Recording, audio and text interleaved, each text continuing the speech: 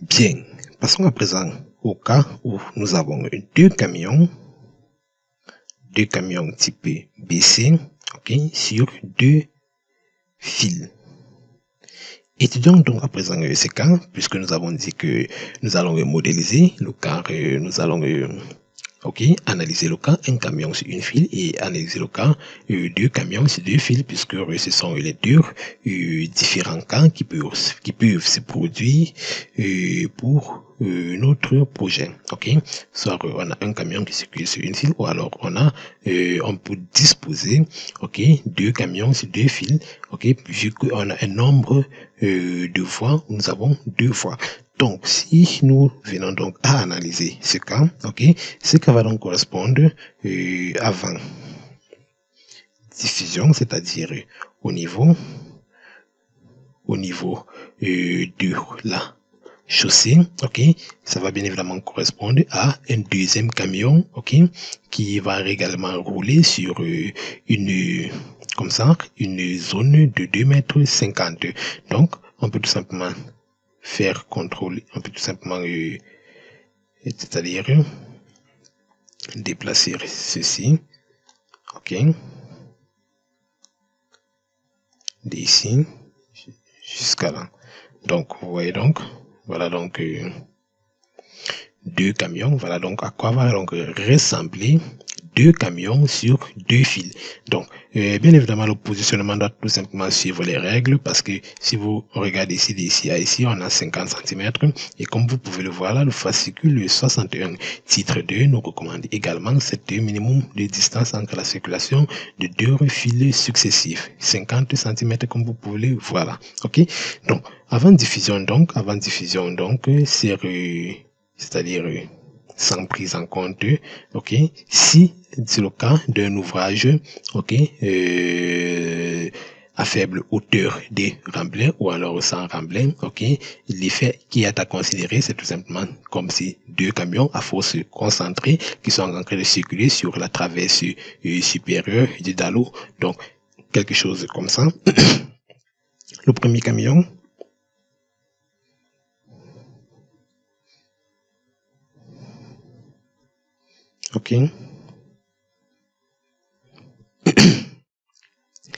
qui lui là ses essieux, donc on a quelque chose comme une axe de symétrie là, la distance qui les sépare, et le deuxième camion que nous avons là. Donc ça c'est bien évidemment ici dans cette direction, ici c'est le sens de déplacement. Et nous connaissons le classique, bien évidemment le classique, chaque camion a ses essieux, et chacun des essieux, c'est-à-dire cet essieu arrière de ce camion porte 174,24, cet essieu arrière de ce camion porte 174,24, et cet essieu avant de ce camion porte 87,12. De la même manière, cet essieu arrière de ce camion va donc également porter 174,24. Cet essieu avant 174,24, et cette deuxième essieu arrière, autant pour moi, et cet essieu avant 87,12. Ça c'est le cas où ça c'est le cas où il n'y a pas de diffusion. Ça, c'est le cas où il n'y a pas de diffusion dans le remblai. Vous modélisez, vous créez donc un convoi dans le logiciel Robot Structural Analysis avec toutes ces caractéristiques que vous avez ici. Donc, vous pouvez très bien le faire. Vous connaissez les différentes distances, les différents espacements. Il suffit juste là de connaître ça. Par exemple, vous savez que ça, c'est 50 cm. 0,50 mètres, d'ici à ici, c'est 2 mètres, de là à là, c'est 2 mètres, de là à là, d'ici à ici, c'est 1,50 m, etc. Et vous pouvez vous pouvez donc créer sur le logiciel Bouche Reçoit Analysis un convoi constitué de ce système de force qui est en train de se déplacer, que vous allez donc appliquer sur la structure de votre DALO si vous êtes dans le cas où vous considérez 2 camions sur 2 fils pour un ouvrage sous faible hauteur de remblai ou sans remblai. Ok, donc nous avons déjà bien détaillé comment créer cela. Donc vous appliquer ce que nous avons vu dans les cours précédents. Donc on va maintenant beaucoup plus se focaliser rapidement, ok, sur le cas de notre projet, ok, qui est le cas d'un ouvrage,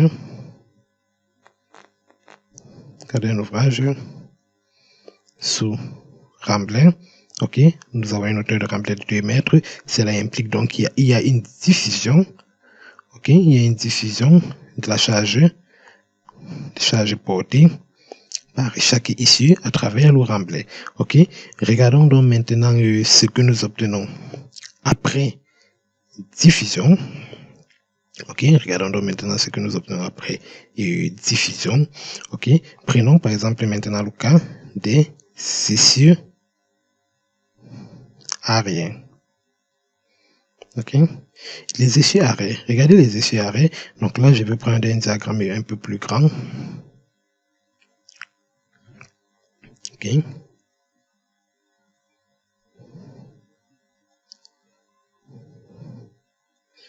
C'est le premier camion ici.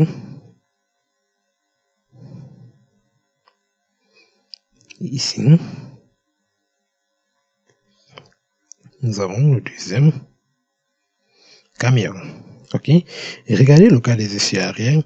Vous faites une analyse, vous faites une bonne analyse. Ok. Vous allez constater que, ok, et on a déjà dit que ces 2 roues-ci sont, ces 2 roues-ci que je vais appeler un ici et 2 ici sont assez proches. Ok. L'effet serait combiné. Ces 2 roues-ci également, 50 cm, sont également assez proches. On va voir qu'il y aurait un effet combiné, c'est-à-dire vous procédez à une analyse comme nous l'avons fait. Ok. Donc, en somme, il y aurait un effet combiné de ces 1, 2, 3, 4 roues. Donc, une longueur avant diffusion peut être pris comme de manière transversale, comme c'est L1 que je vais appeler ici. Ok. Et de cet autre côté-ci, on va voir que l'effet va également être combiné. Vous faites une analyse comme nous avons précisé dans le cours précédent. Vous allez voir que l'effet va également être combiné de ces 2. Donc, on aurait L2 ici. Ok. Ça, c'est pour les essieux arrière.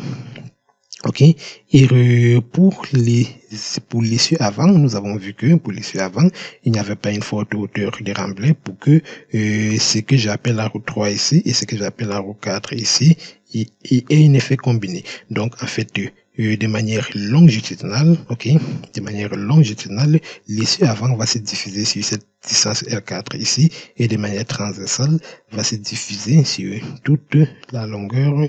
Nous allons prendre ici L5. Ok, donc il suffit juste donc d'identifier cette zone-ci, ces différentes zones ici, et on aurait donc ce que nous avons besoin pour le calcul. Donc en l'occurrence, nous avons donc par exemple que L1, nous déterminons L1, L2, c'est-à-dire la largeur. L1 c'est bien évidemment la largeur issue arrière. Ok, et L2, la longueur de chargement de l'essieu arrière. Ok, nous déterminons également L4 et L5. L4 qui est la longueur de chargement essieu avant. Ok, arrière. Et L5 qui est la largeur de chargement de l'essieu c'est-à-dire ces 2 groupes d'essieux, puisque maintenant on a un essieu d'un camion dans 2 groupes d'essieux avant. Ok, donc une fois cela fait, on peut donc déterminer L1, L2 est égal à, donc L1 est égal à quoi? L1, on va donc mesurer, vous positionnez 2 camions là sur votre pont suivant les normes. Ok, nous avons déjà positionné 2 camions sur notre pont suivant les normes. Donc je mesure tout simplement la distance de l'extrémité de cette roue jusqu'à l'extrémité de cette roue, 4,75. Ok, 4,75, et à même manière je mesure L2 de l'extrémité de cette roue jusqu'à l'extrémité de cette roue, 1,75. Donc 4,75, 1,75. Très bien. Donc, L1, 4,75. L2, 1,75. Ok. Là, c'est bien. Et de la même manière ici, je peux donc dire que L4 est égal à L5 est égal à, donc L4 on le connaît très bien, c'est le classique. 20, ok, ici, d'ici, ici, 20, ok, 20, L4 et L5, je mesure donc d'ici, je mesure donc d'ici, ici, 4,70, donc L4, 0,20, donc bien évidemment tout ça c'est à mètre, ok, et là, nous sommes à combien? À 4,70 mètres. Très bien. Donc là, nous avons donc les longueurs et les largeurs avant diffusion. Ok. Nous avons donc les longueurs, largeurs avant diffusion. Donc là, je vais reprendre ça ici. Et L1, L2, L3, L4. Ok.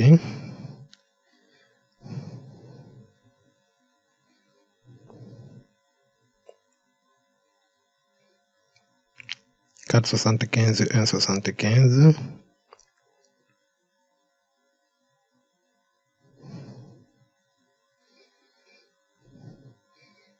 4,75, 4,75, 1,75 et 0,20, 410.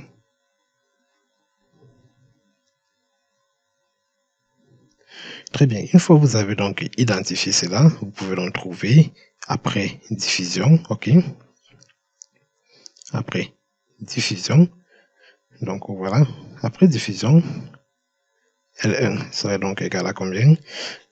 Donc après diffusion, vous vous rappelez ce que nous faisons, on utilise tout simplement notre fichier Excel. Je viens ici, je suis à combien là? Je suis à 4,75. Donc j'obtiens quoi? 7,36. Ok. 7,36. 7,36. L2 devient 1,75 va devenir quoi après diffusion? 1,75 va devenir 4,36.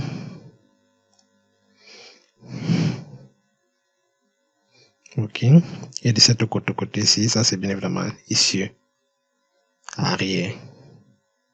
Ici, si nous regardons l'issue avant, ici, L3 va devenir 0,20 va devenir quoi?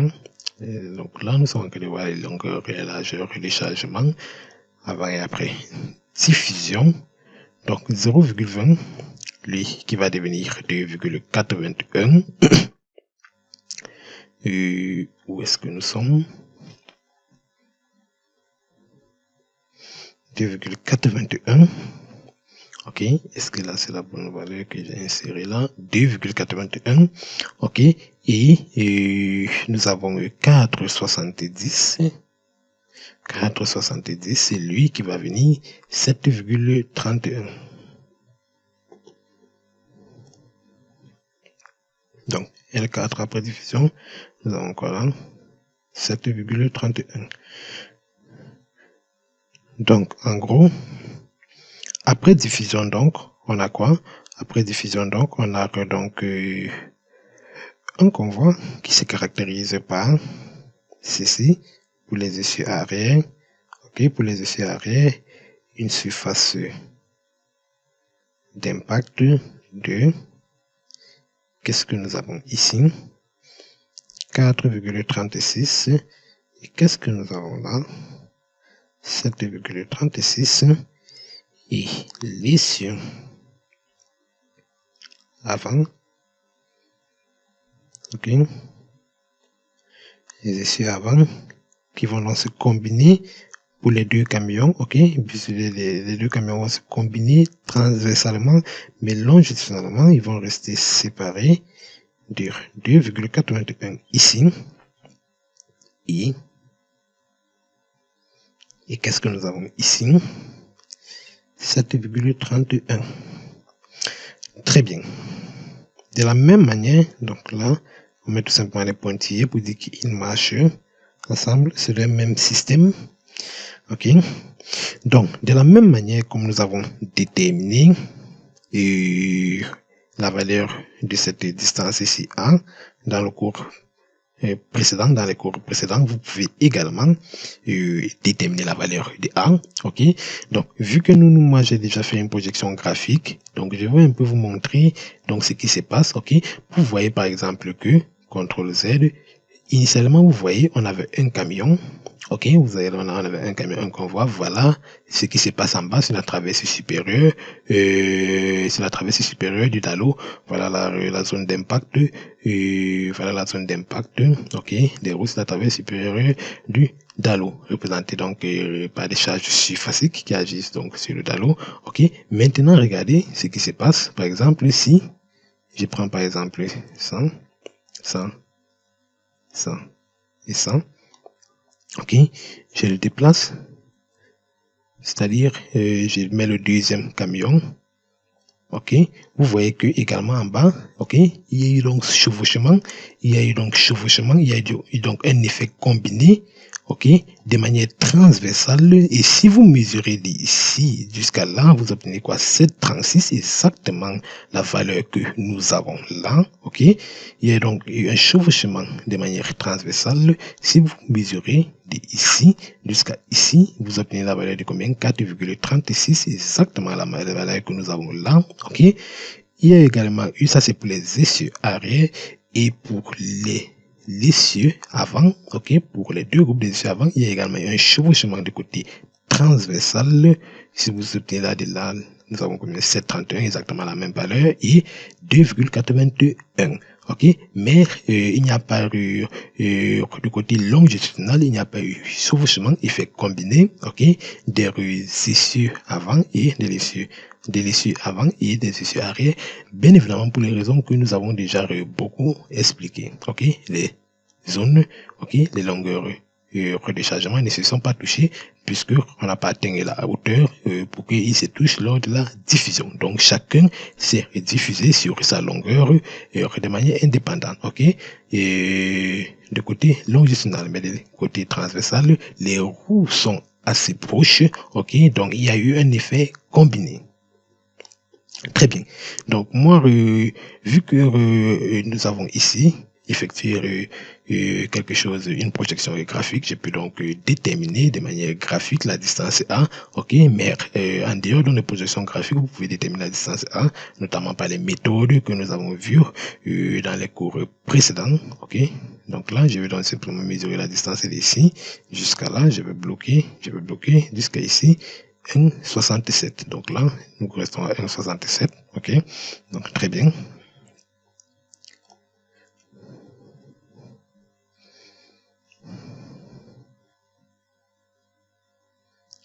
Ok, donc qu'est-ce qu'il nous reste donc à déterminer? C'est la force surfacique, ok, la force sur ces deux zones-là, puisque nous avons déjà des airs, ok. Donc il nous reste simplement à déterminer P1 et P2, ok. Donc de manière très bien, on peut donc dire que P1 est égal à, ok. Donc la surface P1, la surface P1 serait la surface, ok, c'est repris sur la surface qui est repris par combien de roues? Regardez, 1, 2, 3, 4, 5, 6, 7, 8. Ok, 1, 2, 3, 4, 5, 6, 7, 8. 8 roues. Ok, puisque ce sont les 8 roues des essieux arrière. Ok, qui ont donc eu un effet combiné lors de la diffusion. Ils agissent maintenant sur une surface plus grande appelée A1. Ok, donc P1 ça serait donc égal à quoi? 8 F1 sur A1 qui va nous donner 8 fois. Donc est-ce qu'on peut se rappeler de la valeur de F1? 87,12 sur A1, A1 qui vaut 4,36 fois 7,36. bien. Très bien. Donc là, on peut utiliser une calculatrice pour essayer d'obtenir un résultat. Donc là, je vais d'abord regarder la valeur de F1. Si nous avons bonne mémoire. Ok, F1, 97,12. F2, 43,56.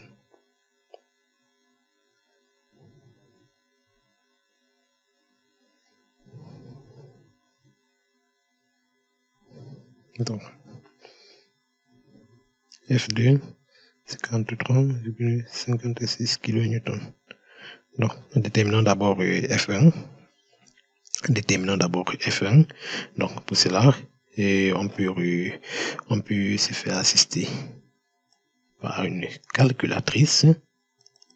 Donc là, qu'est-ce que nous avons? Nous avons 8 fois 97,12. Ok, 8 fois 97,12 que nous allons diviser par 4,36 fois 7,36. 8 fois 97,12 divisé par 4,36 fois 7,36 et on obtient la valeur de 21,72 kN par mètre carré. Très bien. Et là, P2 qui va nous donner combien? P2 c'est maintenant combien? On regarde le nombre de forces que ça reprend. Donc P2 ça reprend bien évidemment ceci. Donc 1, 2, 3, 4, 4 F2. Ok. 4 F2 sur A2 qui va nous donner. Alors ça c'est A2 ici qui va nous donner 4 fois F2 qui vaut 43,56 que nous allons diviser par A2, 2,81 fois 7,31.